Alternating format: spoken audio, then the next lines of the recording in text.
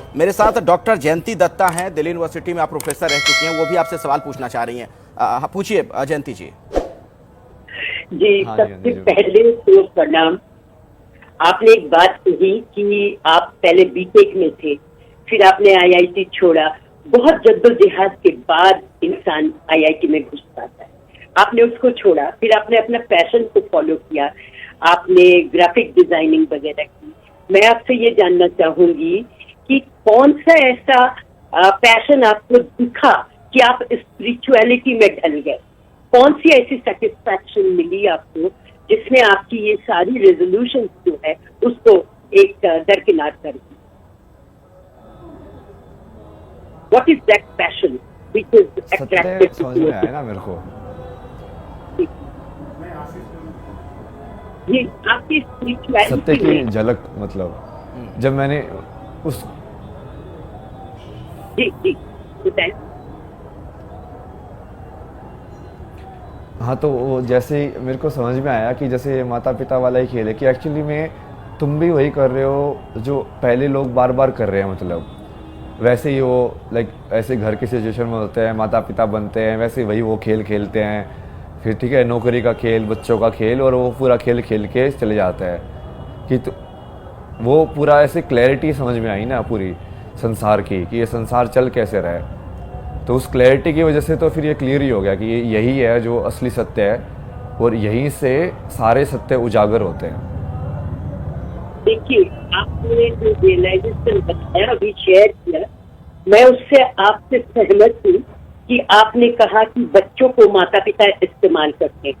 कई जगह मैंने इसका आवाज उठाया है, लेकिन मुझे आपसे ये जानना है वो कौन सी रियलाइजेशन है जो आपको इतना सेटिस्फैक्शन देता है और आप स्पिरिचुअलिटी में ढल गए हैं पूरा।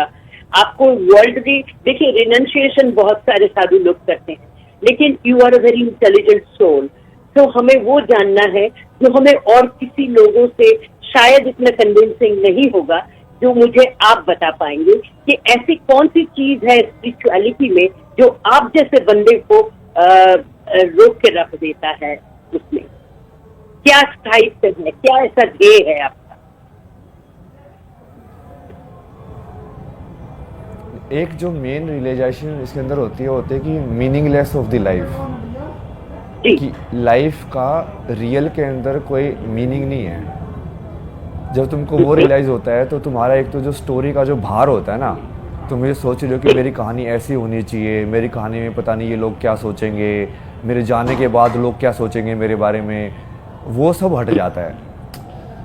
अच्छा, चूंकि आप धार्मिक व्यक्ति हो चुके हैं आपके मुताबिक बहुत ज्यादा, अब तो मुझे थोड़ा ये भी बताइए, सनातन के प्रति इतना प्रेम क्यों? नहीं, सत्य के प्रति प्रेम है ना वो। अब वो सत्य है, सनातन के अंदर ही है, तो अब ठीक है। मतलब मेरा ऐसा कुछ नहीं है ना कि मैं भारत में पैदा हुआ तो इसलिए मैं भारत, या हिंदू पैदा हुआ तो हिंदू को ही सपोर्ट करूंगा। मैंने तो पूरा खोज किया ना, वो अलग अलग तरीके से उसको देखा है, बहुत सारे धर्मों का, उसके लाइक उसके शास्त्रों का अध्ययन करके, अलग अलग देशों के पूरे इतिहास का अध्ययन करके, फिर वो साधनाओं को, बहुत सारी साधना जैसे करके, क्या चाहिए मेडिटेशन का ये जो तरीका है ये कैसे काम करता है, ये वाली साधना कैसे काम करती है। तो वो सब करने के बाद जब मेरे को समझ में आया कि ये जो सत्य जो है सनातन के अंदर, जो जितने सारे जो महर्षि ऋषि जो आए, उन्होंने जो ज्ञान की खोज की, जिस तरीके से खोज की, जैसे सदगुरु एक शब्द बोलते हैं ना बहुत बढ़िया, कि in is the only way out, कि किसी भी चीज़ को जानने का तरीका यही है कि वो चीज़ आपके अंदर ऑलरेडी हो रही है, आप उसको विटनेस कॉन्शियसनेस के अंदर जाके बस उसको देखो। आपके अंदर रोने का भाव आता है तो रोने के भाव को बाहर से समझने की जरूरत नहीं है। तो जब आप रोने के भाव आ रहा है तो आप उसके अंदर से देख के समझ लो ना। बाकी धर्मों में ये आपको नजर नहीं आया? नहीं, वो हर चीज के साथ कर सकते हैं ना।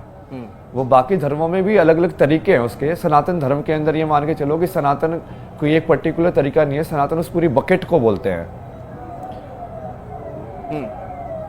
लाइक वो पूरा जो बक्के है ना, पूरा एक साथ जो गुच्छा है, सारे धर्मों को मिला के यदि गुच्छा बनाएंगे, जितने भी मतलब जो उसी ईश्वर को पाने के तरीके हैं, तो उसको पूरे को सनातन बोलेंगे, क्योंकि सनातन मतलब जो इटर्नल है, जो एक ही सत्य है। ठीक है। अब वो शब्द है, वो शब्द की परिभाषा हो सकती है कि आज के वक्त में थोड़ा बदल गई हो। मैं थोड़ा सा अब आपके बारे में जानना चाहता हूं। आप जो कनाडा गए थे जब आप आईआईटी की पढ़ाई करने के बाद, तो वहां पर क्या कर रहे थे आप? क्या नौकरी कर रहे थे और कैसा जीवन वहां पर था? क्या लाइफस्टाइल वहां पर जी रहे थे आप?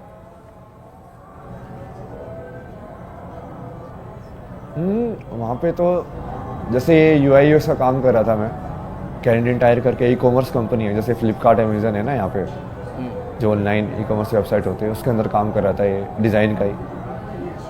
तो स्टार्टिंग में तो वही है, कनाडा में जैसे नया कल्चर है तो एडजस्ट करने में टाइम लगता है, ये सब लगता है। और उस टाइम पे तो वो वही वाला फेज़ था ना, वो लाइक मेंटल हेल्थ वाला वैसे वाला फेज़ था।